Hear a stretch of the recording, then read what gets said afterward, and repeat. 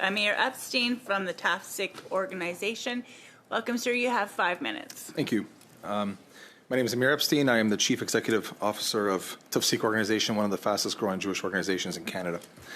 The explosion of anti-Semitism we are witnessing across Canada today is not an accident, it's not spontaneous, and it's not happening in isolation.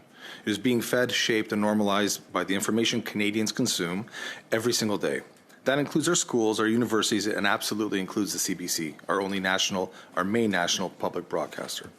The CBC are not a fringe outlet, they're not a blog, they're a taxpayer-funded national institution in the tune of over $1 billion that Canadians are told they can trust. When that power is exercised carelessly, when unverified claims are amplified, when biased sources are relied upon, when narratives are presented without proper scrutiny, the consequences are not theoretical, they're societal, and they are measurable. When the CBC amplifies claims from terrorist sources without any verification or context, it is not simply reporting, it is acting as a conduit for narratives that are designed to promote hate and violence against my Jewish community. The most glaring example of this was reported on the Al-Ali hospital explosion in Gaza in 2023. Within minutes, claims originating from Hamas, a designated terrorist organization that murdered my people, spread across Canada by the CBC that Israel had bombed the hospital, killed hundreds of civilians. Well, it was all a lie. The explosion was caused by a misfired rocket launched from Gaza, but by then the damage was already done. Millions of Canadians will forever believe that lie, that Israel had bombed that hospital. When those narratives portray the only Jewish state, and by extension Jews in Canada, as uniquely immoral or violent, they reinforce deep-rooted and dangerous patterns of hate. This is how modern anti-Semitism operates, in the form of anti-Zionism, and it is repackaged through the language of politics and activism. But the structure remains the same: the singling out, the demonization, and the application of double standards. Classic anti-Semitism has largely been associated with the far right, including the neo-Nazis and the white supremacists, relying on blood libels and tropes that Jews control governments and manipulate society to justify hatred for the Jewish community. Well, today anti-Zionism has become a modern vehicle for the same hatred.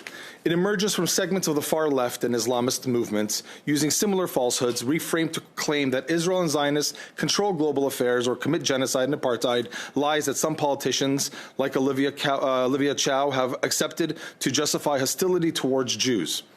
We have seen narratives from Hamas, its proxy UNRWA, and the United Nations, as well as Al Jazeera, the government of Qatar, and the Islamic regime in Iran, amplified without level of scrutiny expected from a publicly funded broadcaster. This is not journalism at the highest standard, nor is it journalism at the most basic level. The CBC is acting as a mouthpiece for narratives by terrorist entities, something that would have been unfathomable 20 years ago. Media does not just inform, it conditions Canadian attitudes. The CBC tells audience who deserves sympathy, who deserves skepticism, who deserves blame. Hindus being attacked by Khalistanis? Who cares? Over 100 churches being burned to the ground? Who cares? They choose what is newsworthy and what isn't based on their own biases. We are now seeing those attitudes manifest here in Canada. Jewish students facing hostility on campuses, while synagogues, Jewish schools, and Jewish-owned restaurants are being shot at repeatedly. The CBC elevates fringe anti-Zionist Jewish voices to represent the broader Canadian Jewish community when they actually only represent themselves. This creates a distorted picture for Canadians. The vast majority of Jews in Canada and worldwide believe in the right to self-determination in our ancestral homeland, just as every culture in the world should. Anyone claiming to speak as a Jew while denying that right is detached from Jewish history and reality. When the CBC platforms those voices, it reinforces false narratives about Israel and the Jewish people, contributing to a climate of hostility, rising anti-Semitism, and anti-Zionism. A publicly funded broadcaster must reflect reality and not shape it selectively. This is not about silencing criticism of Israel, as its government can and should be scrutinized, but scrutiny must be grounded in facts and applied consistently to every nation. The CBC helps shape how millions of Canadians understand the world, and in this case, it is contributing to an environment where anti-Semitism and anti-Zionism is increasingly normalized. This is about whether Jewish Canadians can live openly and safely, whether students can walk on campuses without fear, whether families can attend synagogue without security, or whether children feel safe wearing a Star of David without being suspended for anti-Palestinian racism, the latest fabricated tool to extinguish Jewish identity. When trusted institutions fuel narratives that lead to suspicion and dehumanization, they are no longer observers. They have become part of the environment in which that hatred grows. The cost of getting this wrong is measured in the safety, dignity, and future of Canadian Jews. Thank you very much. Thank you. Mr. Epstein, I'm curious about this. Recent data that was actually just published within the last few days gave an update with regards to anti-Semitism in Canada. And according to that data, in 2025, the number of anti-Semitic incidents hit a record high, so the most our country has ever seen. Now, today, you've given testimony to suggest that media coverage plays a role in that, in terms of how Canadians perceive the Jewish population here in Canada and how Canadians behave toward that group of people. And so I'm wondering if you can expand on the important role that media plays in terms of making sure that coverage is fair and unbiased. And if that isn't the case, what are the consequences for certain groups within our population? I think I've already mentioned the importance of presenting information without bias, balanced information. We have not seen that. We don't see it in most media outlets in this country. Not the CTV, not City TV, not CP24, and the list goes on and on. CBC just happens to be the big guy on campus. And so when they consistently present information that is on one side of a war, it's impossible to present Canadians with the information from the other side of the war. There's never one party in a war, and when a war is started by one group against another, and then they're the ones who are vilified, it really does create a lot of animosity. But the thing that's strange is, and I mentioned this, is that the Jewish people in Canada are responsible somehow for what happens in Israel and Gaza, Israel and Hezbollah and Lebanon, Israel and the Houthis in Yemen, and it continues on and on and on. It never presents Israel as defending itself, which in every single front it has. It didn't start a war with Lebanon. Hezbollah was rocketing Israel, tens of thousands of rockets. Israel responded. CBC presents it as Israel's attacking Lebanon. The Houthis launch missiles. The Houthis in Yemen launch missiles at Israel. Nothing to do with Israel. Israel responds. And now Israel is attacking Yemen. Hamas, of course, started a war on October 7th. They started a war. They came in and they slaughtered 1,200 people. And when before Israel even lifted a finger, there were news outlets. There was one article I wish I had in front of me that said, "Is the concern for Palestinians before Israel has responded?" There wasn't even a discussion about what just happened and the fact that they had started a war. And so when it's presented in this way, we see constant vilification of one group. We see constant praise and maybe not even praise, apathy, towards another.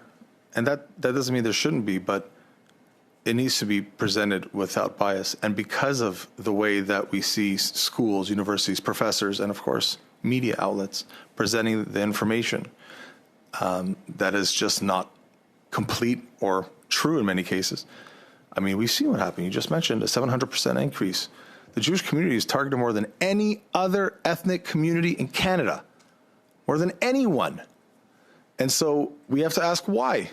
Why does that happen suddenly, right after October 7th, that the entire world decides, okay, and we can see by the influence of extremism in the media, and I mentioned schools, universities, mainstream, and so this continues, and so the suffering will continue, the hostility will continue, and I can tell you that the Jewish community is speaking very seriously about leaving Canada. Most Canadians don't even know this. Tafsik has started a Plan B initiative. And so if we're not going to be safe in Canada, we don't need to remain in Canada. Thank you. I guess my question would be then, how does the media ensure that its coverage is in fact fair and unbiased? By using sources that are not linked to biased terrorist organizations, by biased Jew-hating organizations, using information that's being presented by more than one side. Israel presents a lot of information. They do a lot of investigations. They present the information that CBC does not present, or they twist the words and use it in a way that somehow still vilifies the Jewish community in Israel. The voice of the Palestinian people, I think, is represented very well by CBC. We have no opposition to that. We just wish that the Jewish position and the Israeli position be also represented equally. That'll give people two sides of a story that they can then go, oh, okay, well, they were right here, but they were wrong there. And instead of they're always right, they're always wrong. And that's how animosity continues to grow in this country towards my community. Thank you. Mr. Miles, you have the floor for 5 minutes. Mr. Epstein, we've heard at this committee from a group called Honest Reporting Canada that did a study saying CBC is biased against Israel in the broadcaster's coverage of the war in Gaza. You go further by saying the CBC is essentially operating as a mouthpiece for terrorists. Strong words. Can you give examples of this? Of course, when using information provided to them by terrorists. Hamas health ministry is Hamas. The health ministry is not operated as an independent body that is unbiased, and it is operated by Hamas. All of Gaza is operated by Hamas. So when they're getting information from that part of Hamas, it is still information that's being provided by a terrorist organization, that they ignore the fact that these are the same people who are capable of beheading people with shovels to get their news information, rushing to push narratives by an organization that quite literally states that they want to annihilate the only Jewish state in the world. So this is how they work as a mouthpiece for terror. What have you done to try to push back against this? Have you gone to CBC? Have you had meetings? Have you tried to make your case to CBC? The CBC isn't quick to return emails. CBC is not quick to return emails, and they will operate and continue to operate in the way that they do, the language they use, the refraining from using specific words. They won't say the word terrorist anymore. Now it's militants. It continues to degrade and fall into a deeper, darker, more biased news agency. It's not getting better, it's getting worse. Why do you think that it's a danger to Canadians, this sort of treatment? Because a lot of Canadians don't know exactly what's happening in the Middle East, just as most of us here don't know what's happening in Botswana or other countries around the world. There are many of them. There are a lot of things happening. And so when people don't, pardon me? Sorry. And when there's people who are seeing information that is specifically trying to demonize, demoralize a people who are at war for their rights and their existence, that's going to shape people's attitudes and it's going to shape people's perception. This has led to the drastic explosion of anti-Semitism, hate, violence that we see on the streets. Restaurants being shot at, community centers. Police have spent tens of millions of dollars trying to maintain the anti-Semitic rallies that we see, the pro-Hamas rallies that we see. This has an effect on people who are watching, as it would anyone. If you are seeing one narrative that is bad guy over here, good guy over here, it's going to cause anger and frustration, as it would with anyone. And this is what we're seeing from the CBC and many other news outlets, that they're not reporting unbiased information. They're not reporting two sides of a story. They report one, and that's what they move forward with. And that report lends to the vilification of the Jewish community for actions that are happening thousands of miles away. There is no other community that is responsible for the actions of their foreign government. We don't see people attacking Chinese Canadians because of what China's doing. We don't see people attacking North Koreans because of their dictator. The only people in Canada that are responsible for a foreign government thousands of miles away are the Jewish community. And we see it with the violence constant on the streets and everywhere. This is what's lending to the increase of anti-Semitism. 45 seconds. So what should be done, or what can be done to solve the issue? A very small solution would be stop voicing the fringe, tiny groups that represent nobody in our community. The far majority of Jews are Zionists because Zionism only means the belief of self-determination on our ancestral homeland.